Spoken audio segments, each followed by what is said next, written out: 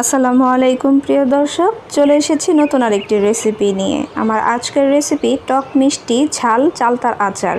অল্প কিছু উপকরণ দিয়ে এই আচারটি তৈরি করে দেখাবো।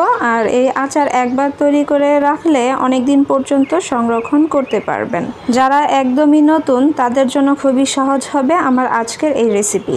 চালতার আচার বানানোর জন্য লাগবে চালতা। এখানে আমি একটি বড় সাইজের চালতা নিয়ে নিয়েছি। এখন এটাকে একটি ছুরির সাহায্যে মাঝখান থেকে অর্ধেক করে কেটে নেব। তবে এটা কাটার সময় একটু সাবধানবশত কাটবেন, কারণ চালতাটা অনেকটা শক্ত হয়ে থাকে। এখন এই অর্ধেকটাকে আমি আবার মাঝখান থেকে কেটে আরও অর্ধেকটা করে নেব। এভাবে করে কেটে নিলে যা হবে আপনার কাটতে সুবিধা হবে। তো মাঝখানে যে বিচির অংশটা থাকে সেটাকে কিন্তু এখন ফেলে দেব। আর বিচির সাথে যে লাল লাল অংশগুলো থাকে, মানে ছোট যে অংশগুলি, সেগুলোকেও এখন ফেলে দেব, মানে একটু পরিষ্কার করে নেব।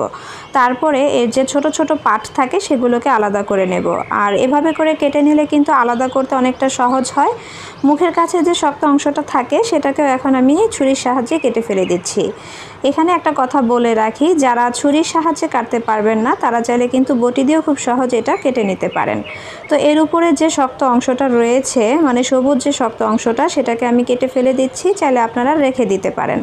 তারপরে আমি এরকম আঙ্গুলের মতো স্লাইস করে কেটে নিচ্ছি। এতে করে আচারটা তৈরি করতে অনেকটা সহজ হবে। আর এভাবে স্লাইস করে কেটে নেব আমি বাকি সবগুলোকে।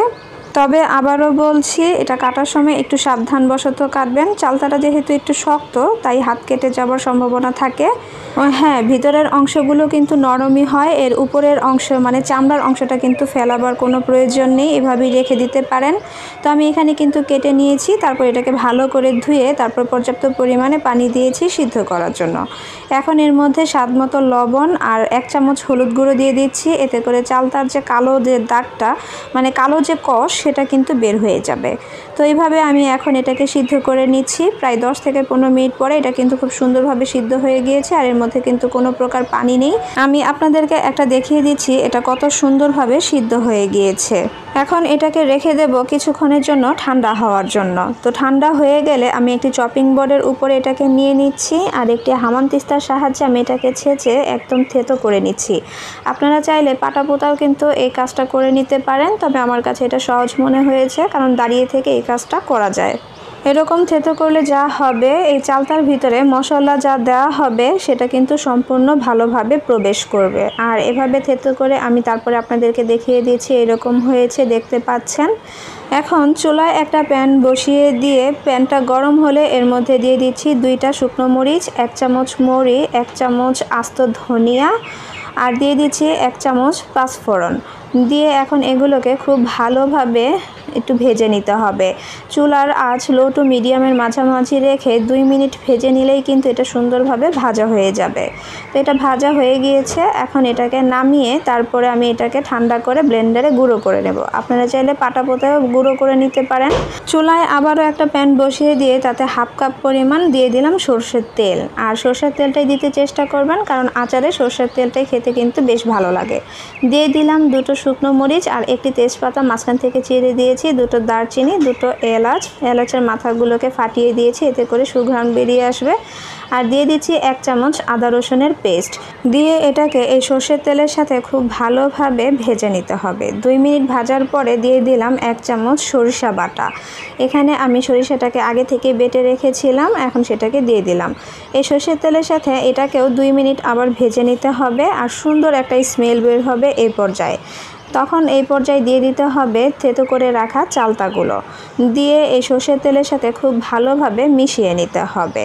আর এই সর্ষে দেওয়াতে কিন্তু সুন্দর একটা ফ্লেভার আসবে। যখন এটা মিশানো হয়ে যাবে তখন সে পর্যায়ে অ্যাড করে দিতে হবে পাঁচফোড়নের গুঁড়ো, মানে আমি যে মশলাটা রেডি করে রেখেছি একটু আগে ভেজে, সেই মশলাটা এখানে দিয়ে দিলাম। দিয়ে দিচ্ছি 1 চামচ চিলি ফ্লেক্স। চিলি ফ্লেক্সটা দিতে চেষ্টা করবেন, এতে করে ঝালটাও হবে, আবার দেবেন সুন্দর একটা ঘ্রাণও বের হবে। তো দিয়ে এটাকে খুব ভালোভাবে মিশিয়ে নিতে হবে। তারপর অ্যাড করে দিতে হবে চিনি। এখানে আমি 1.25 কাপ পরিমাণ চিনি দিয়েছি। আপনারা আপনাদের টেস্ট অনুযায়ী চিনিটাকে অ্যাড করে দিবেন। সাথে দিয়ে দিচ্ছি 1 চামচ হোয়াইট ভিনেগার। এটা দিলে অনেক দিন পর্যন্ত আচারটা রাখা যায়। আর যেহেতু আমরা টক মিষ্টি ঝাল বানাবো, এর জন্য ভিনেগারটাও দিতে হবে, যেহেতু চালতাটা একটু কম টক।